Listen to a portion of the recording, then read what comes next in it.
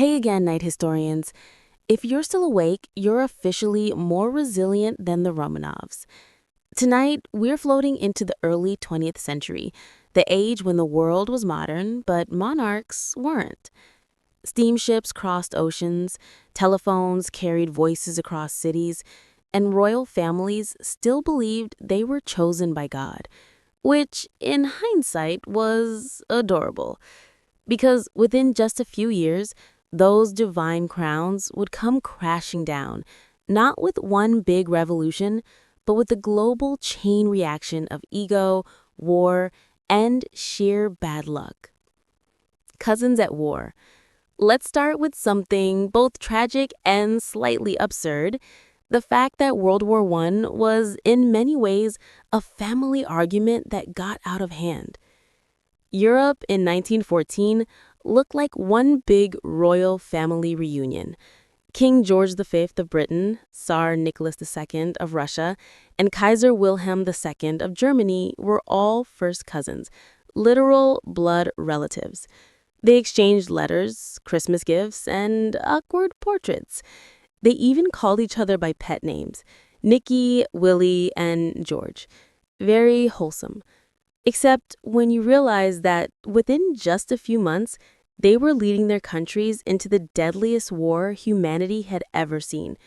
Because nothing says family values than sending millions to die in trenches. How the war started and why monarchs couldn't stop it. The spark, as you probably remember, was the assassination of Archduke Franz Ferdinand, heir to the Austro-Hungarian throne, in Sarajevo.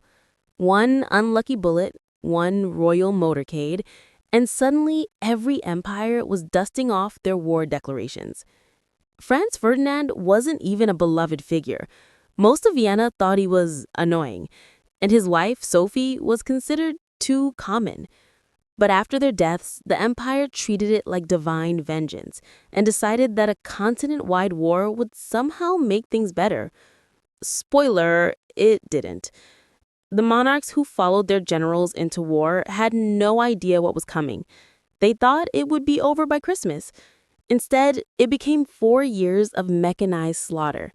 And as soldiers froze in the mud, monarchies, one by one, began to die of exhaustion. Austria-Hungary, the empire of slow collapse. Let's start with Austria-Hungary because it's always polite to begin with the most confused guest at the party. By 1914, Emperor Franz Joseph was 84 years old and running an empire that was basically a political Jenga tower. He'd ruled for so long that people forgot what the world looked like without him. He believed in tradition, hierarchy, and punctuality, all admirable traits, unless your empire is being held together with prayer and paperwork. When the war began, Franz Joseph saw it as a chance to reassert his empire's strength. Instead, it exposed how fragile it really was. Hungarians wanted independence, Czechs wanted representation, everyone wanted something, and the emperor had nothing left to give. He died in 1916, quietly, probably relieved. His successor, Karl I, inherited an empire already in pieces. By 1918, Austria-Hungary had completely disintegrated into new republics. And just like that, the 1,000-year-old Habsburg dynasty was done, ended not by revolution, but by entropy. Germany, the fall of the Kaiser. Meanwhile, over in Germany, Kaiser Wilhelm II was discovering that loud speeches don't stop artillery shells. Wilhelm had spent years boasting about Germany's destiny, its navy, and his own glorious leadership. He believed war would unite his people behind him, which it did, briefly. Then millions began dying, and suddenly his divine authority looked a lot less impressive. As food shortages hit and the army began to collapse, even his generals turned against him. In November 1918, facing revolution at home, Wilhelm abdicated, reportedly after a brief meltdown involving a mirror and some shouting about betrayal. He fled to the Netherlands, where he spent the rest of his life chopping wood and pretending he didn't care. The German monarchy, once Europe's proudest, was gone. The new Weimar Republic took its place, fragile, democratic, and allergic to crowns.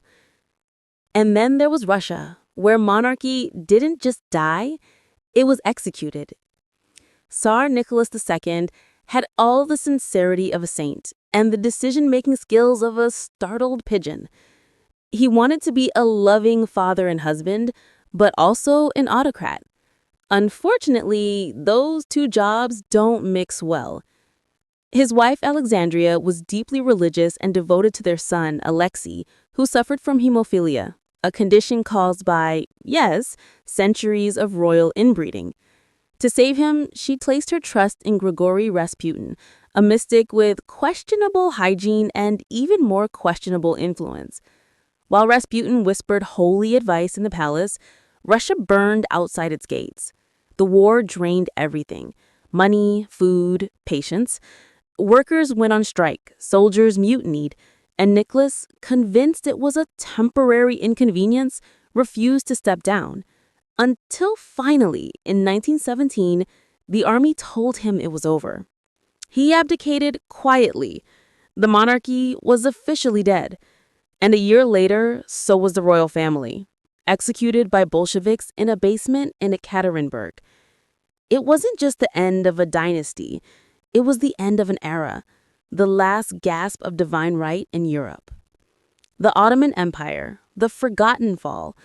Now, let's float south to the Ottoman Empire, technically a monarchy too, though one that looked a bit different.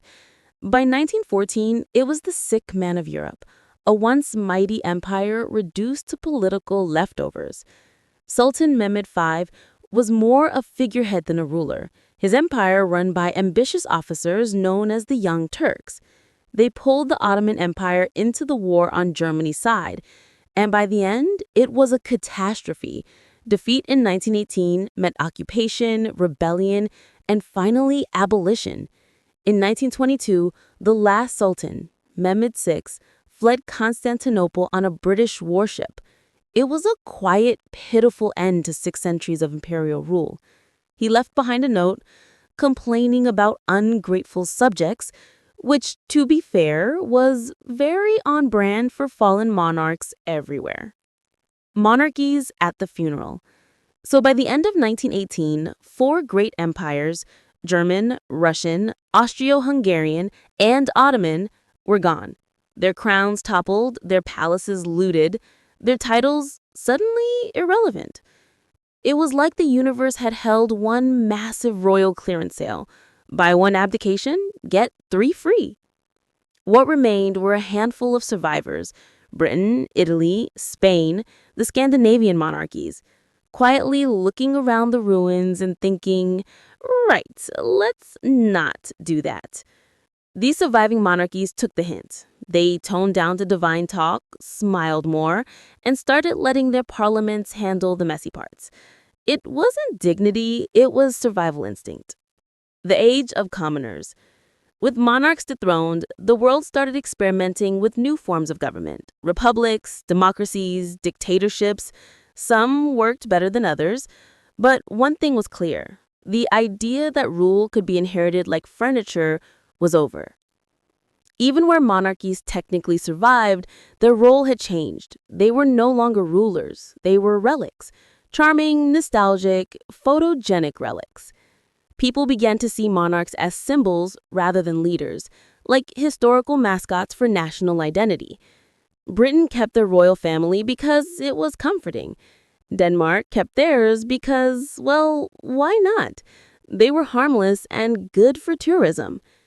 And yet the ghost of monarchy lingered in ceremonies, coins, and fairy tales. Because even as humanity moved forward, there was still something oddly soothing about crowns and castles, as long as nobody took them too seriously. The Italian interlude. Just one small story, Italy, because it's too good to skip. The Italian monarchy had united the country in the 1860s under King Victor Emmanuel I, who was fine in a military mustache kind of way. But by the 20th century, The royal family had drifted into irrelevance, overshadowed by Benito Mussolini. When World War II came and Italy collapsed under fascism, King Victor Emmanuel III tried to save himself by switching sides. It didn't work. By 1946, Italy voted to abolish the monarchy entirely. The king fled, his statues were removed, and the royal palace became a museum. Another crown quietly retired. The world moves on. By the mid-20th century, monarchy had mostly faded into polite irrelevance. Europe had republics, parliaments, and prime ministers, people who could be voted out instead of beheaded. It was an improvement. And yet the fascination with royalty never disappeared. Maybe it's Welcome because back, monarchies sleepy were historians. history's If longest-running you're still reality awake, show, Congratulations. full of drama, You've scandal, already and outlasted the French monarchy. We're floating now into the 1800s, a time when royal rule didn't quite die, but started to look suspiciously undead. Imagine Europe as a lavishly decorated ballroom after the music stopped. The chandeliers are still shining, the guests are pretending to dance, but everyone knows the party's over. And yet, no one wants to say it out loud. That's the 19th century in a nutshell. One long royal illusion. Monarchies in therapy, but not really. The 1800s were the age of industrialization, democracy, and railways. Factories were replacing feudalism. Steam engines were replacing horses. And monarchs were, theoretically, supposed to keep up with all that. Most didn't. They just added more medals to their uniforms and pretended nothing had changed. Which is honestly kind of admirable, like watching a candle insist it's brighter than electricity. But the problem wasn't just technological, it was ideological. By this time, people had newspapers. They had opinions. And worse, they could read about other countries where kings were being questioned or even replaced. So, monarchs tried to adapt in the most royal way possible by pretending adaptation was their idea all along. The art of pretending to share power. Take Prussia, that stern, militarized German kingdom run by men who probably ironed their uniforms twice before breakfast. Their king, Frederick William IV, was a kind of monarch who loved talking about liberty in public speeches and then banning it immediately afterwards. When revolutions broke out across Europe in 1848, a sort of spontaneous group therapy session for oppressed citizens, Frederick was forced to concede some reforms for about 5 minutes, then he retracted them and sent in the army. Classic royal coping mechanism. But these revolutions kept happening because people were done playing pretend. They didn't want royal permission to exist. They wanted constitutions, parliaments, and basic dignity. You know, the small things. The monarchs, meanwhile, clung to the fantasy that they were father figures guiding their people, which might have worked if their parenting style hadn't involved famine, censorship, and the occasional firing squad. Austria. The empire of everyone and no one.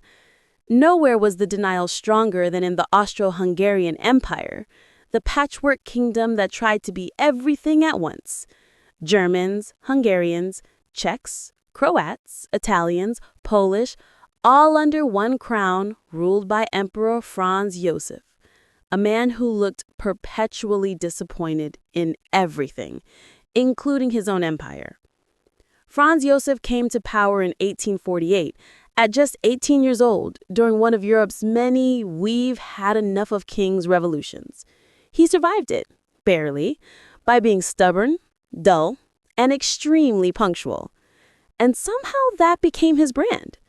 He ruled for almost 70 years, mostly by pretending that the empire wasn't falling apart. When nationalists demanded independence, he offered them bureaucracy. When liberals demanded reform, he offered them paperwork. It was like watching someone patch a sinking ship with etiquette manuals. But the real tragedy wasn't Franz Josef's stubbornness. It was the cost of holding the empire together. While the rest of Europe industrialized, Austria clung to ceremony. Its bureaucracy was legendary, thousands of officials stamping documents nobody would read. And yet, the illusion held. For a while. Franz Josef kept the empire alive the same way people keep dying houseplants alive. Denial, routine, and a strict watering schedule of tradition. Meanwhile, over in France, again. You'd think France, after one revolution and a decapitated king, would be done with monarchy. But no, France treated monarchy like an on-again, off-again relationship. After Louis XVI came Napoleon, who crowned himself emperor, because he figured if you can't beat the royals, you might as well become one. That ended badly, with a few wars, several exiles, and an entire continent wondering what just happened. Then France tried monarchy again with Louis XVIII, then Charles X, then Louis Philippe, each promising stability, each failing spectacularly. Louis Philippe, the so-called citizen king, was supposed to be relatable, the kind of monarch who wore plain clothes and pretended to understand the working class. He still got overthrown in 1848. By 1870, France had given monarchy more chances than it gave croissant recipes. When Napoleon III lost the Franco-Prussian War, that was it. The French just quietly decided, we're done. No more kings, no more emperors, just republics. Or at least until the next coup. The British. The great rebrand continues. While the continent kept bouncing between kings and chaos, Britain stuck to its slow, methodical evolution. By the Victorian era, the monarchy had mastered its survival strategy, relentless public relations. Queen Victoria wasn't particularly political, but she was relatable. She had 9 children, mourned her husband publicly, and managed to turn royal family life into a kind of national soap opera. She made monarchy emotional, not political, and people loved it. The key was subtlety. Let the elected government do the messy work while the monarch waves from balconies and looks concerned during national crises. It's the same strategy the royal family uses today, just with fewer telegrams and more tabloid scandals. By the time Victoria died in 1901, monarchy in Britain wasn't about ruling anymore. It was about continuity, a symbol of the past that made the present feel less scary. That and good branding. Germany, the Prussian ego problem. And then there was Germany, the latecomer to the empire game. When the German states finally unified in 1871 under Otto von Bismarck's iron-fisted diplomacy, they needed a figurehead to make it official. Enter Kaiser Wilhelm I, and later his grandson, Wilhelm II, who basically thought he was God's gift to uniform design. Wilhelm II was everything you'd expect from a man born into too much power and not enough emotional support. He strutted, he postured, and he genuinely believed that absolute monarchy could still thrive in the age of telegraphs and trade unions. Spoiler, it couldn't. He dismissed Bismarck, alienated Britain, his own cousin's empire, and spent years trying to prove himself through aggressive naval buildup and loud speeches about destiny. By 1914, that arrogance helped spark World War I, the war that would wipe out the very system he believed in. Germany's monarchy didn't fall because of ideology alone. It fell because its leader couldn't stop acting like a 19th century drama queen in a 20th century world. The Balkans, where crowns came to die. Down in the Balkans, monarchies were like mayflies. They appeared suddenly, fluttered around dramatically, and then collapsed within a generation. Serbia, Bulgaria, Romania, and Greece all got their own imported monarchs in the 19th century. Usually these kings were Europeans from other royal houses, gifted thrones like party favors by the great powers. Imagine being handed a country because you happened to be a spare prince from Denmark.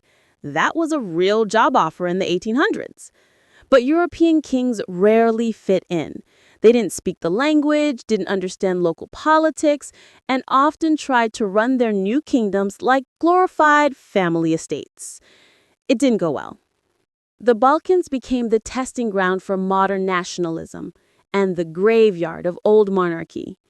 When Archduke Franz Ferdinand, heir to the Austro-Hungarian throne, was assassinated in Sarajevo in 1914, it wasn't just the spark for World War I. It was symbolic. The future of monarchy was literally shot dead in a region that no longer wanted it. Russia. The illusion of control. And then hovering over all this was Russia, the last great autocracy of Europe. The Romanovs ruled as if the Enlightenment had been a rumor. While the rest of Europe experimented with constitutions, Russia doubled down on divine right. Tsar Nicholas I called himself the gendarme of Europe, which sounds impressive until you realize it basically meant chief babysitter for dying monarchies. He crushed revolutions abroad and censored ideas at home, convinced that his family's rule was eternal. But time doesn't care about tradition. By the late 1800s, the cracks were visible. The peasants were restless, the cities were industrializing, and the nobility was out of touch. When Nicholas II took the throne in 1894, he inherited not an empire, but a ticking clock. He believed his crown came from God. The problem was his subjects had stopped believing that God was taking attendance. The people awaken. Across Europe, something subtle but irreversible was happening. The people, the nameless mass who'd always been told to obey, were starting. Hey guys, tonight we're dimming the chandeliers, fluffing the pillows, and quietly wandering through the long, drawn-out death of monarchy. Not the dramatic kind, not guillotines falling or palaces burning, though those do pop up. I mean the slower kind. The kind where kings still wore their crowns, but nobody really cared anymore. Where the divine right of kings was quietly replaced with, well, the divine right of parliamentary committees. So get cozy, put your phone on silent, and let's talk about what really ended royal rule softly, awkwardly, and with a lot of bad decisions along the way. Because despite what history class told us, monarchies didn't vanish overnight. They sort of melted, like a wax statue left too close to the fireplace. The idea of forever power. Let's start somewhere hazy, the old world, before revolutions had PR managers. Back when kings weren't just political leaders, they were basically walking theology, chosen by God, or so they said, conveniently usually said by them. You had Louis XIV of France declaring, "I am the state." And honestly, that was the most on-brand royal flex in history. People believed it because the whole system was built around it. Religion, tradition, inheritance. It was all designed to convince everyone that monarchy was as permanent as gravity. Except, gravity actually works. And royal authority? Let's just say it came with a lot of human error. The thing about calling yourself God's representative on Earth is that you really can't afford to look like a mess. And by the 1600s, Europe's monarchs were, collectively, a mess. They were broke, bored, and occasionally biologically falling apart due to centuries of marrying their cousins. But we'll get there. Royal rule, the world's longest family drama. The whole idea of monarchy relied on one basic belief, that bloodlines meant destiny. If your great-grandfather conquered something, congratulations, you get to rule it now. Even if you're a 10-year-old who thinks diplomacy means crying until someone gives you cake. That's how dynasties like the Habsburgs, Bourbons, and Romanovs survived for so long. They treated Europe like one big family reunion, where everyone was both a cousin and a potential spouse. It worked, sort of, until it didn't. Over time, all those intermarriages turned royal families into genetic time bombs. The Habsburg jaw alone deserves its own museum exhibit. And yet, they kept doing it. Because who needs healthy heirs when you've got divine right? But that's the point. Monarchy wasn't rational.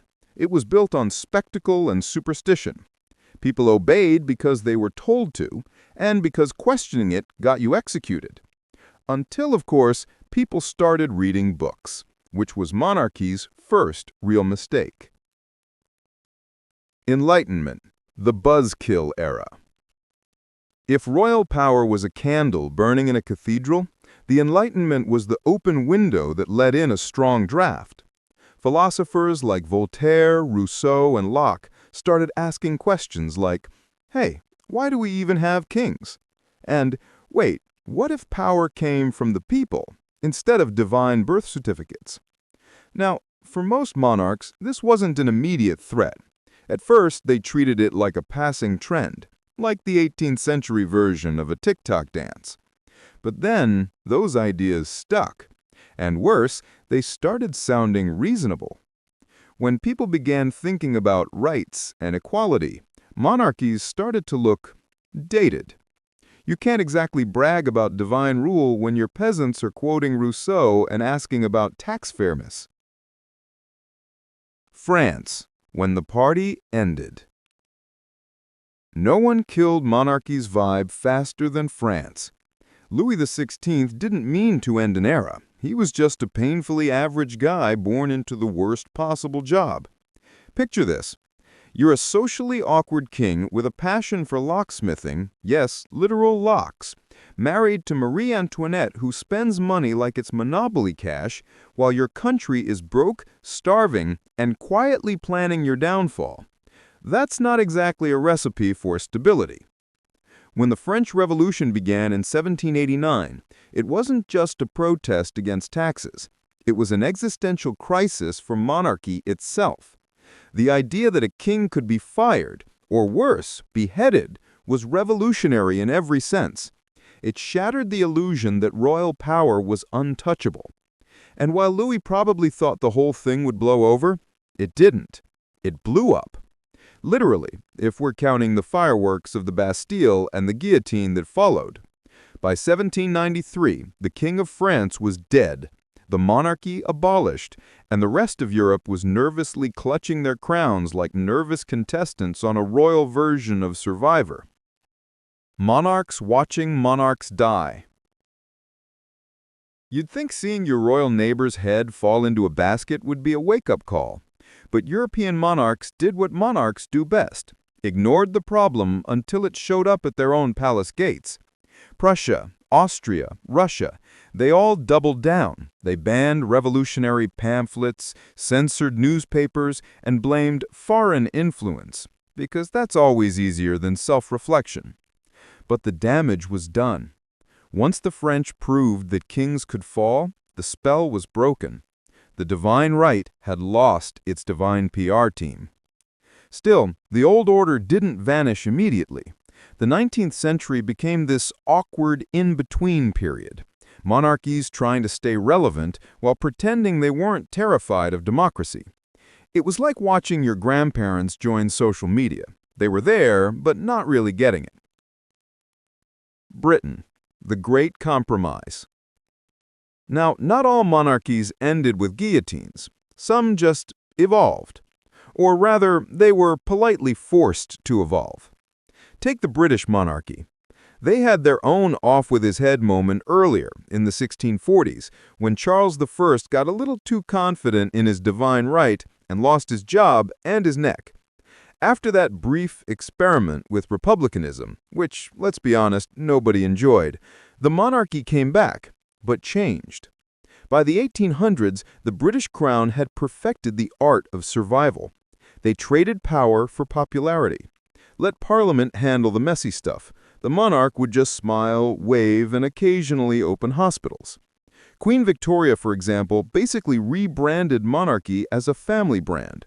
She turned the throne into a sentimental institution, wholesome, domestic, safe. Her job wasn't to rule, but to represent. And honestly, it worked. While other monarchs were losing heads, Victoria was posing for portraits and birthing half of Europe's royal family tree. No executions, no revolutions, just quiet influence and tea. The British monarchy didn't die. It just became a mascot. And that's, arguably, how it survived. Revolution becomes contagious. But not all royal families got the memo. The 19th century was like a domino chain of revolts and reforms. Spain lost its colonies, France had revolutions like seasonal fashion trends, and the rest of Europe kept reinventing itself every 20 years. Meanwhile, monarchs were trying to keep up, like old software desperately needing an update. By the time the 20th century arrived, the old monarchies were still standing, but wobbling. They were symbols of continuity, sure, of increasingly irrelevant. People had newspapers now. They had voting rights, unions, parliaments, and, most dangerous of all, ideas. The monarch's aura of mystery faded once people realized that kings were just humans with expensive hats and bad advisors. And then came the wars. World War I, the family feud that killed empires. If monarchy had a final breaking point, it was 1914. A war so big, so pointless, and so catastrophically expensive that it dragged down 4 empires in the process. The funny, or maybe tragic part, most of those rulers were related. You had King George V of Britain, Kaiser Wilhelm II of Germany, and Tsar Nicholas II of Russia, all cousins, all descended from Queen Victoria's sprawling family tree. Basically, Europe's most disastrous war started as a very bloody family argument. And what did it achieve? The end of almost every major monarchy on the continent. The German Kaiser abdicated and fled to the Netherlands.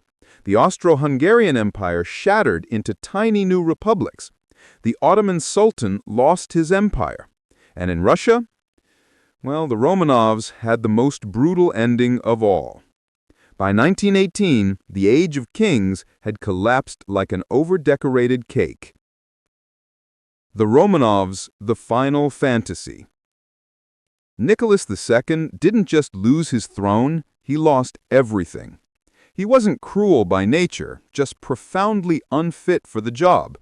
A man raised to believe that God personally signed his employment contract, yet utterly incapable of handling an industrial-age empire in revolution. If you're still awake, while his people starved, you've officially he clung to outlasted half the crowned heads of Europe. Because while empires burned and republics rose, a few monarchies didn't die. They adapted. They took off their armor, polished their crowns, and learned a new art. Survival through symbolism. From rule to representation. By the middle of the 20th century, surviving monarchies realized something crucial. Their power was gone, but their presence still mattered. A crown no longer commanded armies. It didn't pass laws or tax peasants. It waved from balconies, smiled at hospitals, and signed documents written by someone else.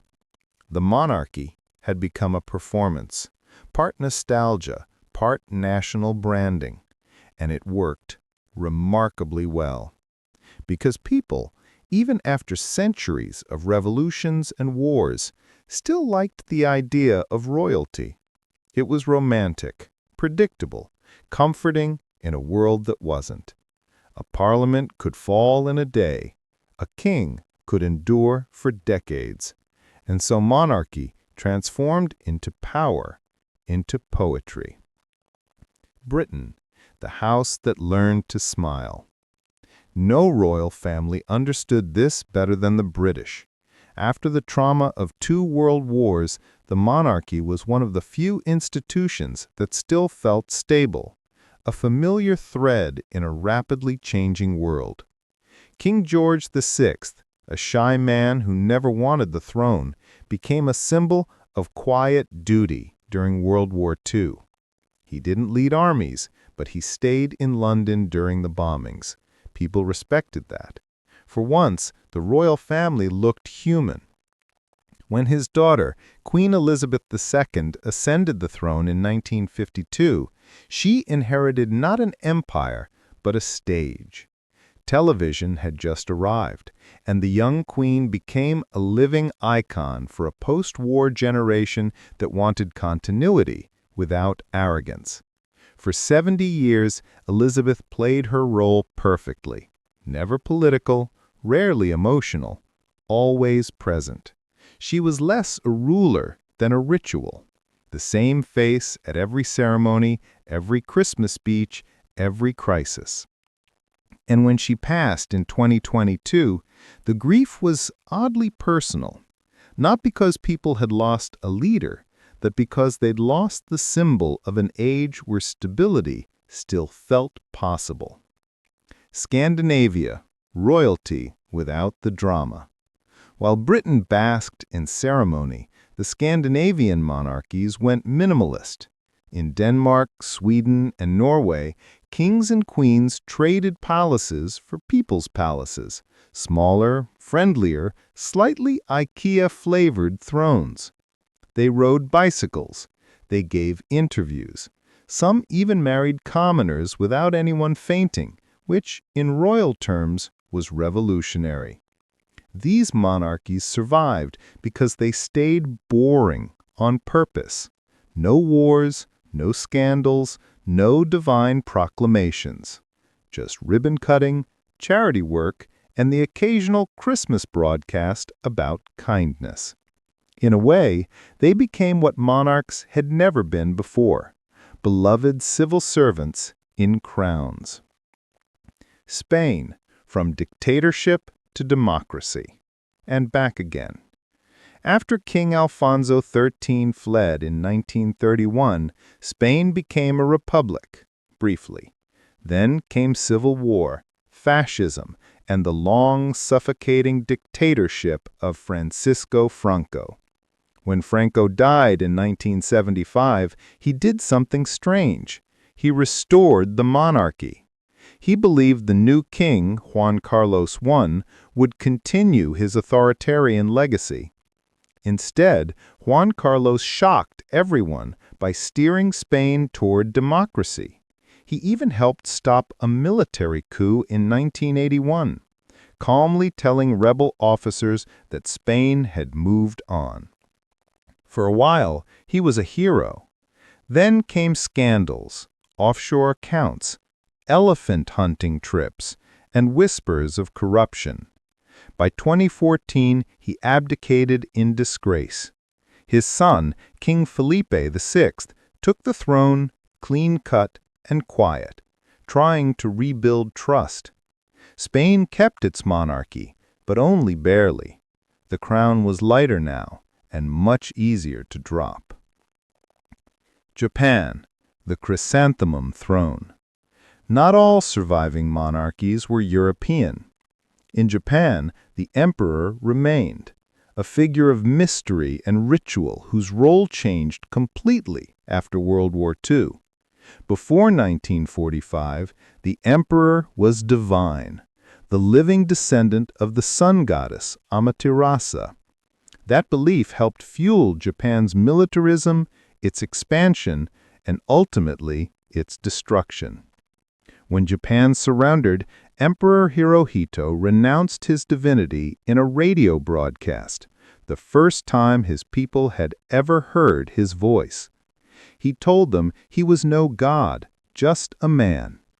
It was one of history's quietest revolutions. After that, the Japanese monarchy became purely symbolic. No power, no politics, only ceremonies, traditions, and continuity. Yet it endured, because in Japan, continuity itself was sacred. The emperor didn't rule the people, he connected them to the past, to the land, to something wordless and old. While meanwhile, outside the palace gates, republics kept multiplying. India, Pakistan, Egypt, Iraq, Libya, Iran, one after another, monarchies vanished in the mid-20th century, sometimes peacefully through referendums, sometimes violently through coups and revolutions. The pattern was the same. A king ruled too long, too arrogantly, too out of touch.